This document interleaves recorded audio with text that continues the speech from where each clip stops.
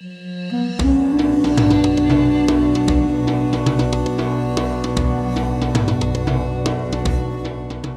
afternoon, everyone. I'd like to welcome you all to the Halftime Talk feature interview. I'm delighted today to be joined by Dr. Sara Vakhshouri, founder and president of SVP Energy International. Sara, thank you so much for joining us. Thanks for having me again. It's always a pleasure. Great to have you. Lots to talk about in the energy markets these days. So let's try and get through what we can, at least for this session. Let's start by, sort of obviously talking about the big elephant in the room, which is that we have, obviously escalating tensions here in the Middle East. But we haven't seen in the last 2-3 weeks too much, first of all, no physical disruption to oil flows yet, but also on the price front, not too much reaction there. A lot of people we've talked to the last week or two saying risk premium has already gone down, and it would only really pop up if we see major escalation. This is a very good question to start with. Yes, there are escalation happening after escalations. We were just kind of dealing with Russia-Ukraine conflict, and then just right on the 50th anniversary of the 1973 oil embargo, we had the Gaza-Israel conflict break.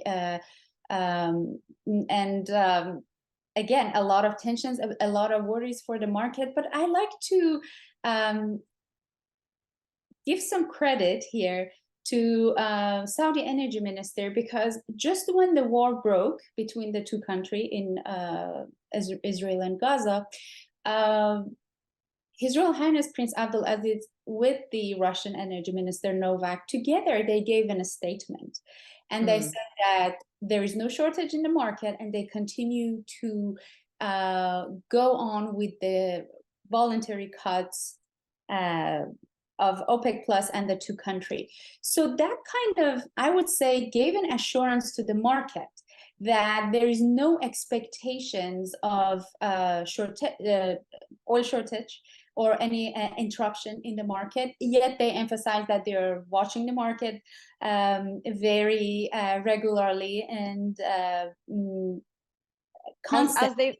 As they've been doing really for the last 2 years. I mean, they've been sort of micromanaging the market. Exactly. That kind of relieved the sentiments of the market, that if Saudi Arabia, Russia, and OPEC Plus are continuing with their production cuts, then there's no need to panicking and have that, as you said, sentiment factor in the price to push the prices higher. Because as we see in the physical market, there is no shortage. It's only the sentiment and worry, psychological worry, that would the supply being cut or short in the market.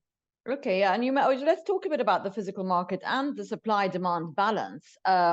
Clearly, if OPEC's continuing with its cuts, that's signaling that they don't expect that demand is going to be. I mean, they've sort of said two things, haven't they, OPEC? They have said that demand is going to be strong going forward generally, but that in the meantime, that they're continuing with their cuts. Do you expect, given that we are at this we're in the 80s now in the prices, so they've actually dropped in the last month or so, more or less in the last few weeks. What would you expect OPEC to do in 2024? Do you expect them to extend these? Do you expect Saudi and Russia to extend their voluntary cuts even? Well, it's very hard to predict, but it's interesting that they are they're trying to be proactive and careful with the market. I would say that they would continue to adjust the market with their voluntary cuts if there is not enough demand due to the recession that we are expecting, lower demand, lower economic growth next year even. So I would say yes, but again, what they are constantly trying to communicate with the market is that they are regularly monitoring the market, and if there's any shortages, they're going to adjust their production. So again, as every day we wake up, there is something new in the past 2-3 years. It's hard to predict, but I would say yes, they would go according to what they planned if things are the same as in terms of market balance as they were expecting. What do you, Dr. Sara, what do you make of the, I'm talking about market balance? We've had the IEA and OPEC in the last few weeks come out with quite varying predictions on, future demand, peak oil demand. Quite a variance there between the agencies on that. What do you think is behind that, and how can they be so far apart? Thank you for bringing this issue up, because it's really a serious dilemma in the market. Actually, going back again to 1973, one of the issues in the market was lack of data, and the market did not know how much actually the supply has been cut, and there was a lot of the sentiments of the market had huge impact on the prices and outcome because of lack of data. And I would say that today we are, despite the fact that there are a lot of data, but we are again in the same uncertainty in terms of where things are going, because there are significant variation between different data producing organizations in terms of their data.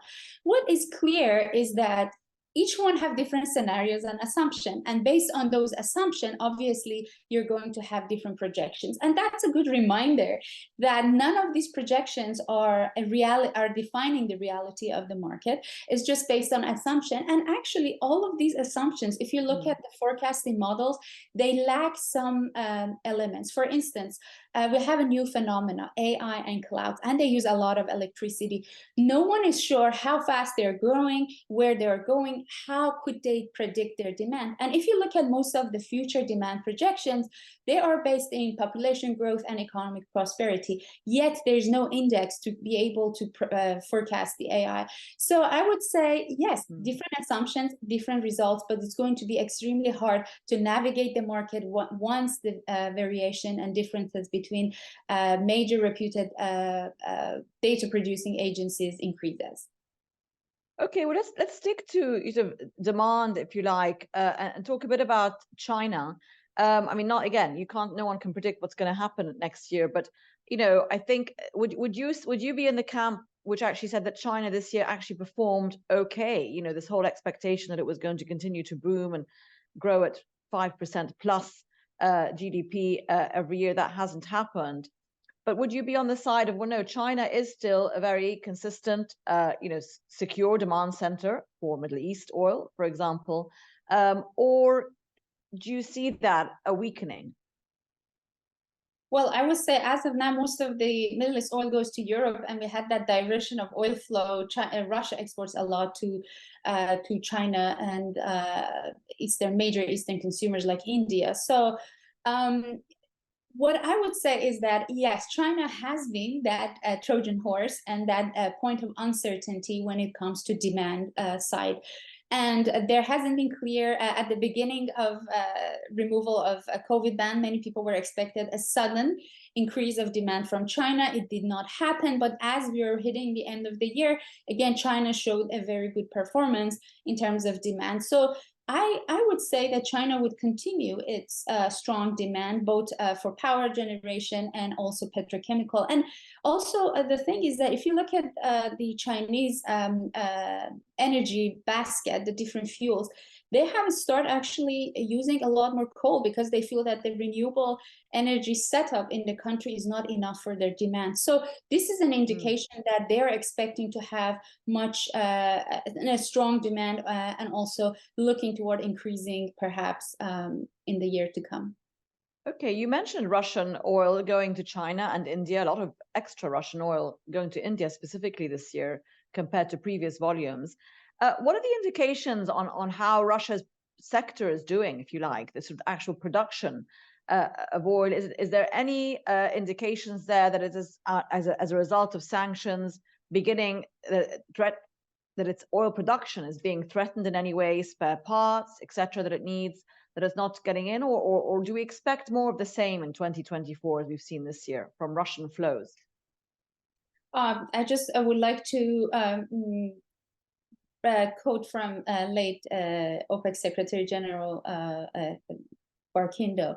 I remember when the war broke, he he had a very interesting statement. He came to the market and said, Russia is a major exporter, exporting about 7 million barrels of oil and liquids, and it's extremely hard. There's no one in the OPEC or in the world that could substitute this oil.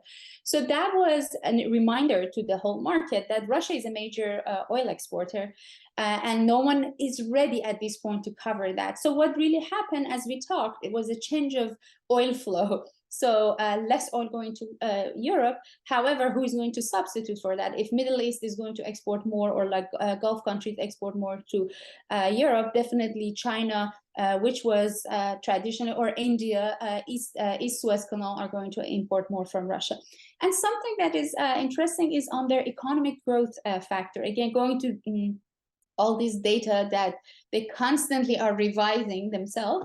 If you look at the expectations of Russia's economic growth, OPEC, IEA, EIA, they have all looking into, they have revised themselves. So if we look at trend of Russia's economic growth in the past year, and since sanctions, they had the growth more than the major, again, data producing agencies were expecting. So if you look at, for instance, OPEC reports, you see that they have revised Russia's economic growth higher and higher. So it shows that they're still growing economically. And obviously we see in the market in terms of physical supplies, they're still exporting. Yeah.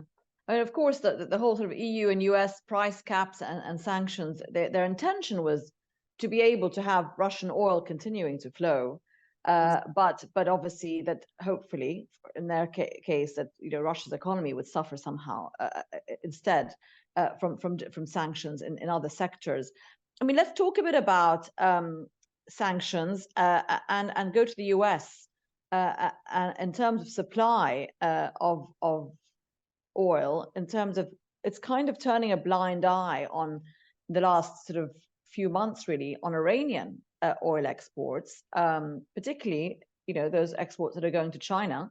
Why do you think that is? I mean, many people say it's because US wants oil to flow. They obviously want more oil in the market to keep a cap on prices.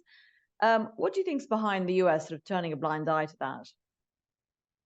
Here I don't know. So I cannot say if it's US turning a blind eye or if US not being capable of stopping that.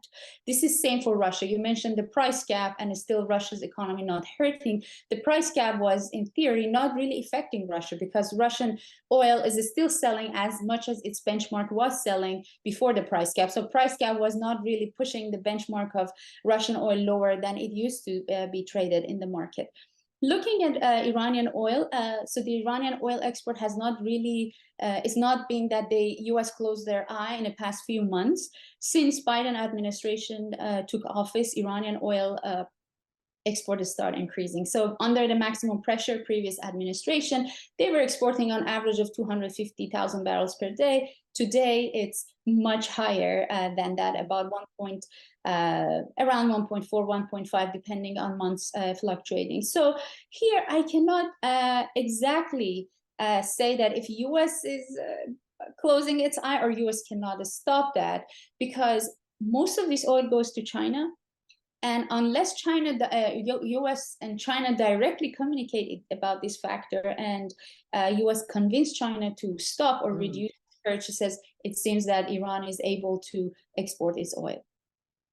And what about the US, again, the 6-month reprieve to Venezuela, to investment in the Venezuelan oil sector that it's giving for now? Again, I mean, I know there's some political quid pro quo for Maduro to do something in return, etc.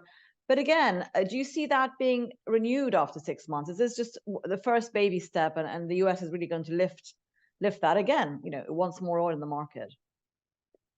I would say this was kind of a smart, and hopefully I would hope to see that earlier, because what happened in the case of Venezuela, when the US sanctions were implemented on Venezuela, Iran tried to fill that gap. So what they did first, they started, and this is started even during previous administration, Iran started sending condensate, which it could not sell to Venezuela, to blend it with their oil and produce more products, fuel, let's say like gasoline, whatever was required in the country, because Venezuela at some point to start dealing with a crisis of fuel supplies domestically. So Iran started helping them, but by sending condensate to blend it with their heavy oil, and then quickly started investing in repairing and expanding the refinery capacity in the country. And they were able to expand the refinery capacity. They helped them with exporting their oil and products by helping them with the shipping. So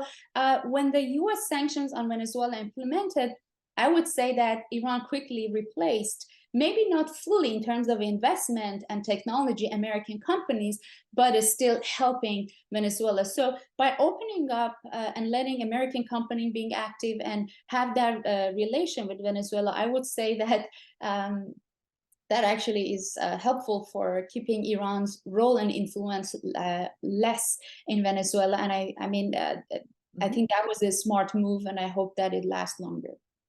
Okay, that's interesting. It's kind of like one way of sort of limiting Iran's benefit, let's say, from that. The other thing, Sara, that we've seen in the last few weeks on the US front is increased M&A activity, on the shale patch, with two rather large acquisitions, just continuous consolidation there. And the conversation again turning to, actually, we're going to see now, more production coming out of the US. A lot of people up to that point was saying we've kind of plateaued. What's the outlook for that, do you think? Yes, we are still looking at increase in production, and as you especially mentioned, after those two acquisitions, it kind of indicates that U.S. energy industry majors and also shale producers are looking into long-term investment and production capacity expansion of U.S. shale, because obviously post-COVID recovery, the shortage in the market, increase in the prices, Russia war, and now we have crisis in the Middle East. U.S. policymakers also realize that how important is to have the U.S. Shale oil production. And I think that I would say that in the past few years, we had different wake-up calls for the market, that as much as energy transition from fossil fuels is crucial, and we have to be mindful of environment, but however, the security issue is also very important. We need to make sure that we have a secure and adequate, affordable supply of energy for global economy, and also the energy poverty also we have in the world. So yeah. I would say the S, and if you look at the ESG for companies, I would say now another S is being added, the security, not just for companies, but also for government. So I would argue that despite the current administration's rhetoric at the beginning, that they were really discouraging fracking or investment in shale, U.S. Shale industry now, I mean, the whole combination of government and companies reached to this understanding that it's important to continue investing in it. Yeah, they've certainly done a turnaround there, haven't they, the administration? But they have been. The IRA Act has been very successful in bringing in those other investments, as you said, into transition technologies and cleaner energy, if you like. Do you see that as a success? Do you see that continuing to be so? Give us your outlook for that. I would definitely give a lot of credit to IRA and President Biden. The whole package, his administration pushed a lot for that, because, for me, the most significant part in IRA is investment in technologies, because we all know that we need a transition or transformation, some sort of more responsible way of both on the supply side and on the demand side.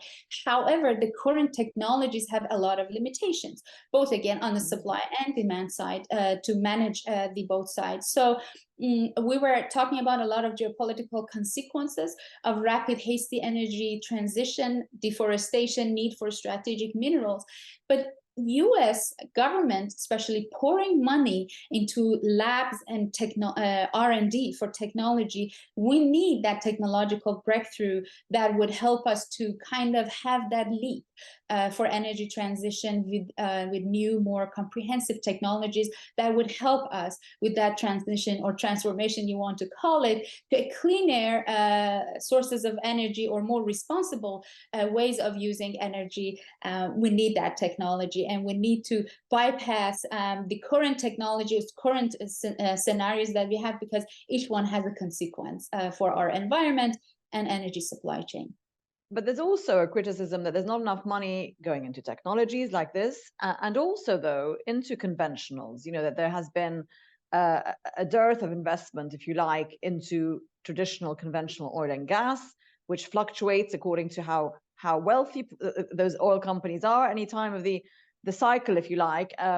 And also, so there's that, and then there's a new commitment. Again, we said about the U.S. administration doing a bit of a turnaround on its fracking policy, and now is encouraging more production there. But also, we've had a couple of the European majors kind of reverse their green transition plans, haven't they? And they're kind of talking about, no, we must boost our conventional oil and gas.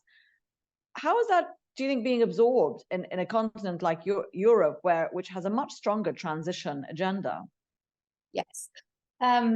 Again, I would say that we had all these wake-up calls. When in 2021, IEA came with that scenario of net zero, absolutely no investment, zero investment in fossil fuel. I do recall that Saudi energy minister, he called it a sequel to movie La La Land. But just moving to recently, we see that, for instance, CEO of Chevron echoing the same comment, and he recently, in response to IEA report, said that this is remotely correct. People can have assumptions, they can make their own number, but we are dealing with an actual demand, and in order to be able to supply for that demand and match the supply, we need to have investment. And yes, the COVID plus most of those green and anti fossil fuel policies in Europe, in White House, in the United States with the change of administration, all of them discouraged and disincentivized investment in fossil fuel. And then that's what we faced, a shortage in the market, higher prices. And I would say that everyone came to this realization that we cannot, at least at this moment, with current technologies, with current demand growing, we cannot have adequate, affordable, and reliable supply for the demand coming up in the decades to come without having fossil fuels. So I would say an increase in investing in all different types of energy, while we're going to have investment in obviously more green or renewable, you want to call it, we're going to have investment further in fossil fuel, investment in technologies like nuclear power generations as well. And of course, we've had OPEC countries talk very strongly about that. You've got countries like Saudi Arabia and the UAE in particular investing a lot in new technologies and hydrogen and new sort of cleaner fuels, but also arguing very strongly that we must continue to invest in conventionals. Let's talk a bit about the UAE in light of the fact that it's going to be hosting the COP28 meeting later this month and into December. What are your expectations on what's going to be sort of demanded out of that meeting? It's not necessarily from the UAE itself, but do you think they'll do a good job in producing some results out of this meeting and shepherding, some progress, if you like, on the climate change talks? I would say that unless we have a practical result coming out, let's say a practical global stocktake, we can't expect really to have efficient or influential or beneficial result. And what is the practical result? Is a result that is going to simply be mindful of environmental issues that we have, moving toward remedies for climate change and prevention that we need to take action, but also a secure and rational and realistic view of that. And you mentioned both Saudi Arabia and UAE. Both countries are major producers of fossil fuel, but also they are pouring a lot of investment in renewable energy. As you said, now hydrogen, Saudi Arabia is one of the lowest cost producer of hydrogen, both green and blue hydrogen. UAE, Masdar City, anyone has been to UAE and witnessed that, which actually His Excellency Jabir al-Sultan was leading, that are all good indicators of major fossil fuel producers are also very mindful of this transition, and they're trying to put a lot of money and profit that they are making from their operations in fossil fuel back into renewables. So I would say, and I do hope, that this COP is going to come up with a solution that is important for our climate and environment, but also very practical. One of the things that's being called for at the last COPs that wasn't necessarily resolved, but it was pledged, is that we need the funding, the financing needs to be given to the developing economies and developing countries who cannot afford the investments that are needed to transition and to trigger some of that deployment, if you like. Do you think we're going to see better access to finance for those countries that are really helpless unless they're given it?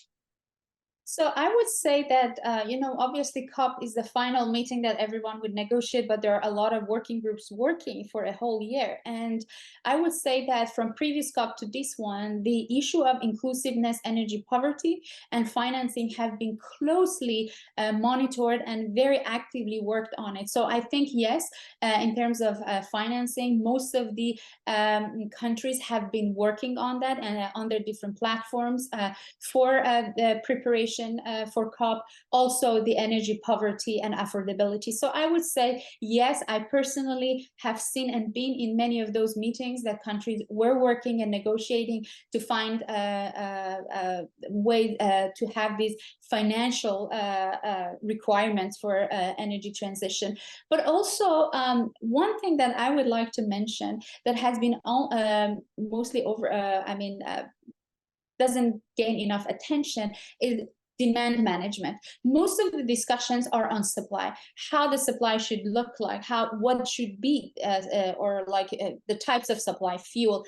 We do not look so much on demand management. What should be used? What are the materials that we need to use, or how we can have demand management? And I do hope that this COP looks at that, because UAE is in fact one of very few countries in the world that has an actual written documentation and actual strategy on demand management, which I had the privilege of reviewing that. So I hope that having this COP in UAE, a country that has a strategy and a vision for its demand management, we are going to have more discussion on demand when we are looking at energy transition.